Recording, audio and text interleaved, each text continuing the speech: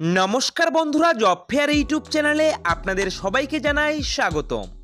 তো বন্ধুরা, এই মুহূর্তে একটি গুরুত্বপূর্ণ আপডেট নিয়ে চলে এসেছি। অর্থাৎ গতকালকের ভিডিওতে আমরা আপনাদের জানিয়েছিলাম যে লোকসভা নির্বাচনের ফলাফল ঘোষণা হওয়ার পর এই প্রথম পশ্চিমবঙ্গের বিজেপি সংগঠনকে নিয়ে বিজেপির কেন্দ্রীয় নেতৃত্বে সম্মিলিত কিন্তু একটি বড়সড় রকমের বৈঠক করতে চলেছে বিজেপি। অর্থাৎ পশ্চিমবঙ্গ বিজেপি সংগঠনের ভিতরে কিন্তু একটি বড়সড় বৈঠক হতে চলেছে এবং সবশেষে যেটা জানা গিয়েছে যে সেই বৈঠকে কিন্তু উপস্থিত ছিলেন না পশ্চিমবঙ্গ বিজেপি সংগঠনের অন্যতম নেতা অথবা বলা যেতে পারে বিরোধী দলনেতা শুভেন্দু অধিকারী। কেন তিনি উপস্থিত ছিলেন না? কারণ তিনি কিন্তু লোকসভা নির্বাচন পরবর্তী সময়ে জেলায় জেলায় বিজেপি কর্মী ও সমর্থকরা যে গোলমাল ও অশান্তির শিকার হচ্ছেন বলে অভিযোগ উঠে আসছে, সেই দলীয় সূত্রে যেটা খবর পাওয়া যাচ্ছে তিনি কিন্তু সেই দলীয় কর্মীদের পাশে থাকবার জন্য সরাসরি ছুটে গিয়েছেন কিন্তু একদম উত্তরবঙ্গের কোচবিহার জেলাতে। তার জন্যই কিন্তু তিনি কালকের গুরুত্বপূর্ণ বৈঠকে উপস্থিত ছিলেন না। কিন্তু এখন প্রশ্ন কিন্তু অনেকগুলি উঠে দাঁড়াচ্ছে, যেমন হচ্ছে যেহেতু লোকসভা নির্বাচনের ফলাফলের পর এই প্রথম পশ্চিমবঙ্গে বিজেপি সাংগঠনিক নেতাদের নিয়ে একটি বড়সড় গুরুত্বপূর্ণ বৈঠক হয়েছে এবং সেই বৈঠকে আগামী যে উপনির্বাচন হতে চলেছে প্রথম দফার 4টি বিধানসভা কেন্দ্রে, সেই 4টি বিধানসভার কেন্দ্রের কিন্তু প্রার্থী তালিকা, সম্ভাব্য প্রার্থী তালিকা কিন্তু বিজেপি কিন্তু তৈরি করেছে সেই বৈঠকে। তো এই ধরনের গুরুত্বপূর্ণ বৈঠকে কেন পশ্চিমবঙ্গের বিজেপি দলের বিরোধী দলনেতা শুভেন্দু অধিকারী উপস্থিত ছিলেন না, এটা কিন্তু একটা প্রশ্ন। দ্বিতীয় প্রশ্ন কিন্তু রয়েছে, যেখানে কেন্দ্রীয় নেতৃত্বের নির্দেশে এই গুরুত্বপূর্ণ বৈঠকটি হয়েছে সেখানে বিরোধী দলনেতা হিসেবে শুভেন্দু অধিকারী কেন উপস্থিত ছিলেন না, সেই বিষয়ে বিস্তারিত আপডেট কিন্তু আমাদের হাতে উঠে এসছে।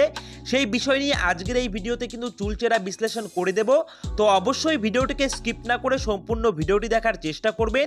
আর প্রতিনিয়ত বিভিন্ন রকমের আপডেট পাওয়ার জন্য অবশ্যই আপনারা আমাদের এই জব ফেয়ার ইউটিউব চ্যানেলকে সাবস্ক্রাইব করে দিয়ে পাশে থাকা বেল আইকনটিকে বাজিয়ে দেবেন। আর আপনারা কে কোথা থেকে এই মুহূর্তে আমাদের এই ভিডিওটি দেখছেন অবশ্যই কিন্তু কমেন্ট করে জানাবেন। তো বন্ধুরা, চলুন এবারে আমরা মূল ভিডিওটি শুরু করি।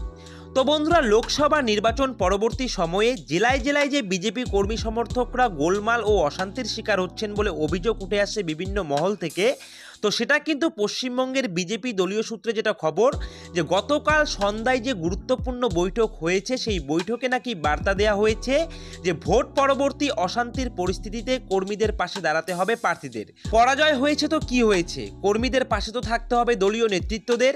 তো আপনারা কিন্তু প্রত্যেকেই জানেন যে লোকসভা ভোটে বাংলা থেকে আসন কমেছে বিজেপির এবং জেতা আসনও কিন্তু হাতছাড়া হয়েছে।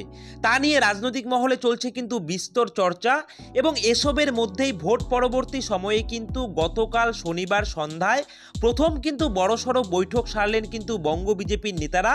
যদিও বিরোধী দলনেতা শুভেন্দু অধিকারী কিন্তু ছিলেন না বৈঠকে, তিনি ছিলেন কিন্তু সরাসরি উত্তরবঙ্গের কোচবিহার জেলায় এবং এসবের মধ্যেই কিন্তু গত শনিবার সান্ধ্যকালীন যে বৈঠক হয়েছে সেই বৈঠকে কিন্তু উপস্থিত ছিলেন বিজেপির রাজ্য সভাপতি সুকান্ত মজুমদার, দিলীপ ঘোষ, লকেট চট্টোপাধ্যায় এবং অগ্নিমিত্রা পালরা। এবং কি নিয়ে আলোচনা হয়েছে গতকালকের বৈঠকে? শুধুই কি উপনির্বাচনের প্রার্থী বাছাই, নাকি লোকসভা ভোটের ফলাফল নিয়েও পর্যালোচনায় বসেছেন বঙ্গ বিজেপির নেতানেত্রীরা? সেই বিষয়ে কিন্তু প্রশ্নবোধক চিহ্ন থেকেই যাচ্ছে। তো ভোট পরবর্তী অশান্তির অভিযোগের বা কি পদক্ষেপ হবে বিজেপির, সেদিকেও নাকি নজর ছিল সকলের।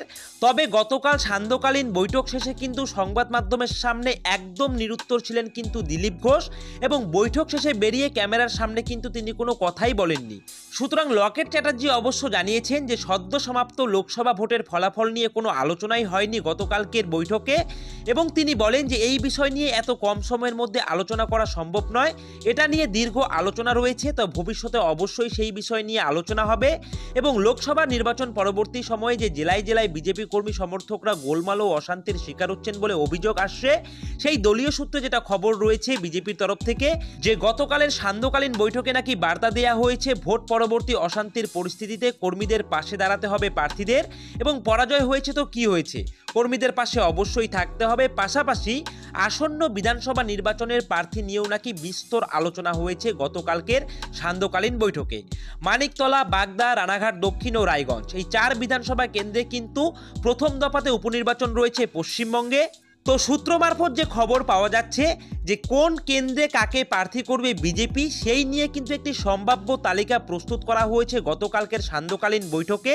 প্রতিটি কেন্দ্র থেকে নাকি 3 জন করে প্রার্থী বাছাই করা হয়েছে সম্ভাব্য প্রার্থী হিসেবে। বৈঠক শেষে কিন্তু অগ্নিমিত্রা পল জানিয়েছেন এবং প্রতিটি কেন্দ্র থেকে সম্ভাব্য প্রার্থী হিসেবে 3 জন করে বাছাই করা হয়েছে এবং সেই প্রস্তাবিত তালিকা কিন্তু দিল্লিতে পাঠানো হয়েছে, এমনটাই কিন্তু সূত্র অনুযায়ী খবর আমাদের হাতে উঠে আসছে। অর্থাৎ টোটাল মিলিয়ে 4টি বিধানসভা কেন্দ্র মিলিয়ে কিন্তু প্রথম দফায় যে 4টি বিধানসভা কেন্দ্রে উপনির্বাচন হয়ে যাবে, অর্থাৎ মানিকতলা, বাগদা, রানাঘাট দক্ষিণ ও রায়গঞ্জ, এই 4টি বিধানসভা মিলিয়ে কিন্তু মোট 12টি প্রস্তাবিত নাম কিন্তু দিল্লিতে পাঠানো হয়েছে। এবং সূত্র মারফত যেটা খবর পাওয়া যাচ্ছে, আগামী সোমবার অথবা মঙ্গলবার দিল্লির কেন্দ্রীয় নেতৃত্বের তরফ থেকে কিন্তু প্রেস বিজ্ঞপ্তি দিয়ে কিন্তু জানিয়ে দেওয়া হতে পারে পশ্চিমবঙ্গের এই 4টি গুরুত্বপূর্ণ বিধানসভা উপনির্বাচনের ক্ষেত্রে বিজেপির সম্ভাব্য বা বিজেপির ফাইনাল প্রার্থী কারা হতে চলেছে, সেটা কিন্তু দিল্লির কেন্দ্রীয় নেতৃত্বরা প্রেস কনফারেন্সের মাধ্যমে কিন্তু জানিয়ে দেওয়া হবে। তো বন্ধুরা, এবারে প্রশ্ন হচ্ছে যে বিরোধী দলনেতা শুভেন্দু অধিকারী কেন বৈঠকে উপস্থিত ছিলেন না। আপনারা অনেকেই বলতে পারেন যে অবশ্যই জেলায় জেলায় কর্মীরা ঘরছাড়া হয়ে রয়েছেন, তাদের পাশে দাঁড়ানোর জন্যই শুভেন্দু অধিকারী ছুটে গিয়েছেন সুদূর উত্তরবঙ্গের কোচবিহার জেলাতে। এবার এদিকে কিন্তু আরেকটা প্রশ্নও কিন্তু দাঁড়িয়ে যাচ্ছে যে যেহেতু কোর কমিটির বৈঠক, সেই কোর কমিটি বৈঠকের মধ্যে কিন্তু বিরোধী দলনেতা শুভেন্দু অধিকারী কিন্তু একটি গুরুত্বপূর্ণ পদ এবং তিনি কিন্তু গতকালকের মিটিংয়ে ছিলেন না, এটাও কিন্তু কার্যত ভাবাচ্ছে বিভিন্ন মহলকে। ঠিক আছে, এছাড়াও আপনাদেরকে জানিয়ে রাখি, যেহেতু আগামী প্রথম দফাতে বিধানসভা নির্বাচনের উপনির্বাচন রয়েছে, অর্থাৎ 10ই জুলাই বিধানসভার উপনির্বাচন রয়েছে 4টি গুরুত্বপূর্ণ বিধানসভায়, সেখানে প্রস্তাবিত প্রার্থী তালিকা সম্ভাব্য তৈরি করা হয়েছে, সেখানে বিরোধী দলনেতা ছিল না। এই সমস্ত জায়গাগুলিতে কিন্তু একটি বড় ধরনের প্রশ্নবোধক চিহ্ন কিন্তু উঠে দাঁড়াচ্ছে।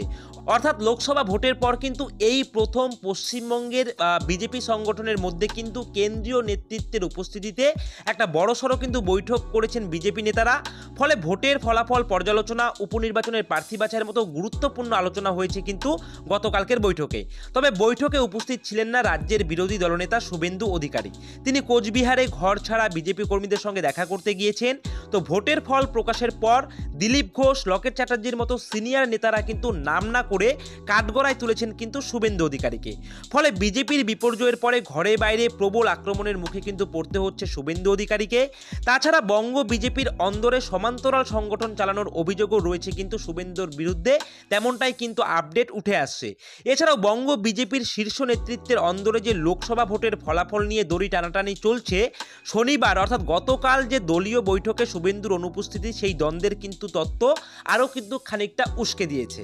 এবার কিন্তু আরেকটি প্রশ্ন উঠে দাঁড়াচ্ছে যে শুভেন্দুকে ছাড়াই বঙ্গ বিজেপির কোর কমিটির বৈঠক, তবে দলে কি গুরুত্ব কমছে বিরোধী দলনেতার?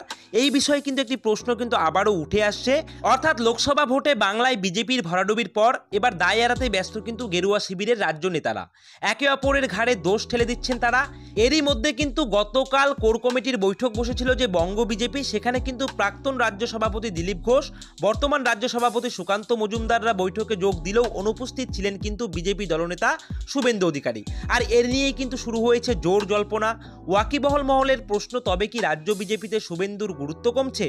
গতকাল ভোট পরবর্তী হিংসায় ক্ষতিগ্রস্ত কর্মীদের সঙ্গে দেখা করতে সুদূর উত্তরবঙ্গের কোচবিহারে গিয়েছিলেন কিন্তু তিনি, এবং নন্দীগ্রামের বিধায়ক শুভেন্দু অধিকারী অবশ্য সাফ জানিয়ে দিয়েছেন যে কেন্দ্রীয় নেতৃত্বের নির্দেশেই কোচবিহারে এসেছেন। বৈঠকে যা সিদ্ধান্ত হবে তা পরবর্তী সময়ে তিনি জেনে নেবেন এবং কোচবিহারের প্রাক্তন সাংসদ তথা প্রাক্তন কেন্দ্রীয় স্বরাষ্ট্র প্রতিমন্ত্রী নিশীথ প্রামাণিককে পাশে নিয়ে রাজ্যের বিরোধী দলনেতা শুভেন্দু অধিকারী বলেন যে কোর কমিটির 18 জন সদস্যের মধ্যে 16 জন তো বৈঠকে উপস্থিত আছে, আমরা 2 জন নেই।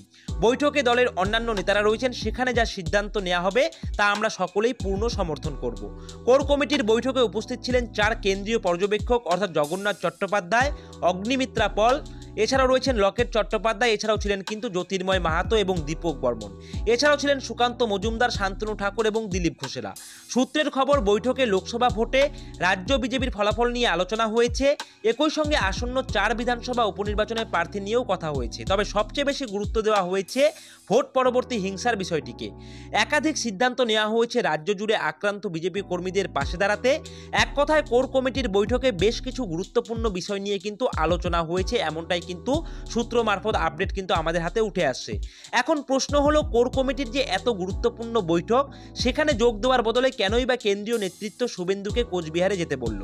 তো এখানে কিন্তু প্রশ্ন উঠে দাঁড়াচ্ছে যে লোকসভা ভোটে রাজ্যে ভরাডুবির পর কি তাহলে বঙ্গ বিজেপিকে নন্দীগ্রামের বিধায়ক শুভেন্দুর গুরুত্ব কমছে? এক্ষেত্রে বলে রাখা ভালো যে এবারের লোকসভা ভোটে প্রচার থেকে শুরু করে প্রার্থী নির্বাচন সব ক্ষেত্রেই শুভেন্দু অধিকারীর সিদ্ধান্তকে গুরুত্ব দিয়েছেন বিজেপির কেন্দ্রীয় নেতৃত্ব।